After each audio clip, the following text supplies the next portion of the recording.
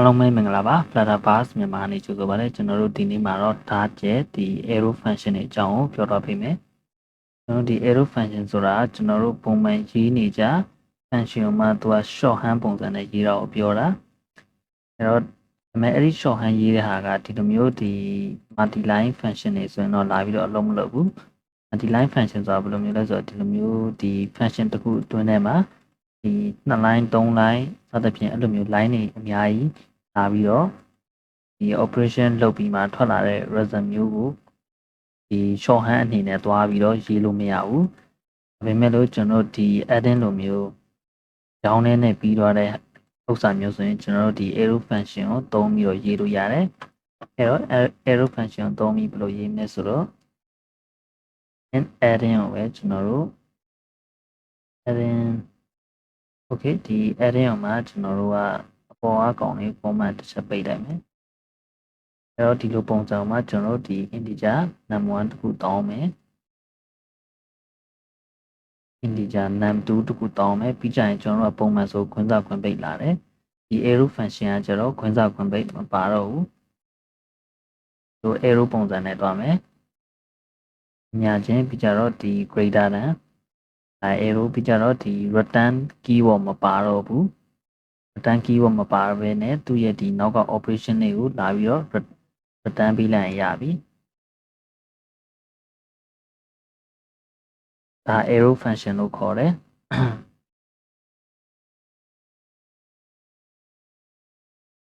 okay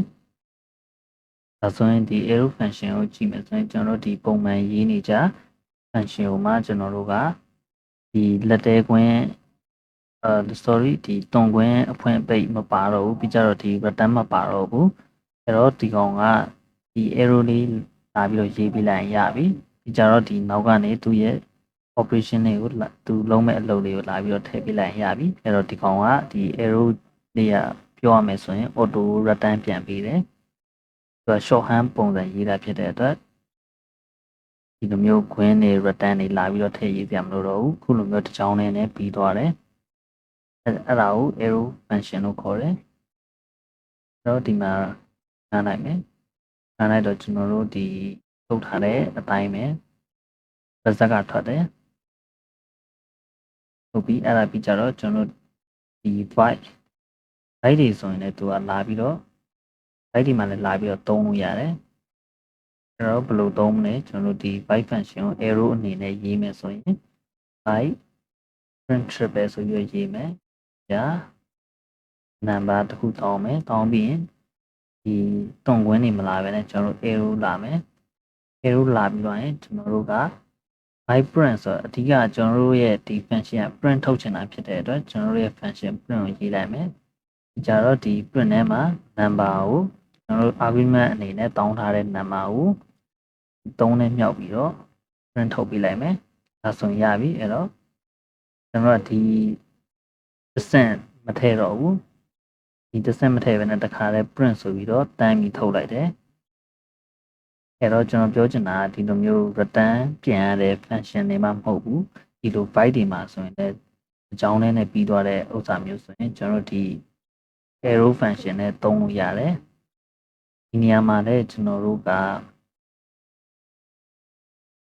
ဒီကောင်ကိုဖြတ်ပြီးတော့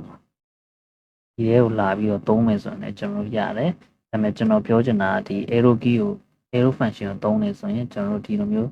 တွန်ကွင်းတွေလာပြီးတော့ထည့်ပြရမလို့အဲ့တော့ဒီတွန်ကွင်းတွေနေရာမှာကျွန်တော်တို့ကဒီ arrow key လေးသုံးပြီးလိုက်ပြီးတော့နောက်က operation လေးထည့်ပြီးတိုင်းဒီကောင်ရသွားပြီအဲ့တော့ဒီ arrow key ဆိုတာကျွန်တော်တို့ဒီ function ကိုမှာ shorthand ပုံစံနဲ့ရေးတဲ့ဟာကိုကျွန်တော်တို့ဒီ arrow function လို့ခေါ်တယ်အဲ့တော့ဒီလိုမျိုး operation အသေးစားလေးတွေဆိုရင်ကျွန်တော်တို့ဒီလိုမျိုးတွန်ကွင်းနေနဲ့တုံချောင်းရေးမဲ့အစားဒီခုလိုမျိုးတစ်ချောင်းနဲ့ကျွန်တော်တို့ပြီးအောင်ရေးလို့ရတယ်အဲ့ဒါဒီလိုမျိုးရေးပုံရေးနည်းကိုကျွန်တော်တို့ arrow function လို့ခေါ်တယ်အဲ့တော့အားလုံးပဲနားလည်လိမ့်မယ်လို့မျှော်လင့်ပါတယ်အားလုံးပဲကျေးဇူးအများကြီးတင်ပါတယ်